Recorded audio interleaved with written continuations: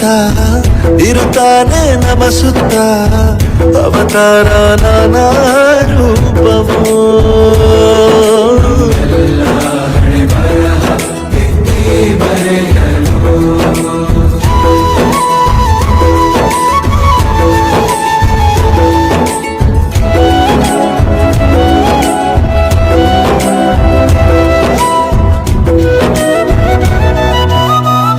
ಬಾಳಲ್ಲಿ ಲೆಕ್ಕ ಎಷ್ಟು ಮುಖ್ಯ ಎಂಬುದ ಬೆರಳಲ್ಲೇ ತೋರಿ ಕಲಿಸಿದ ಗುರುಗಳೇ.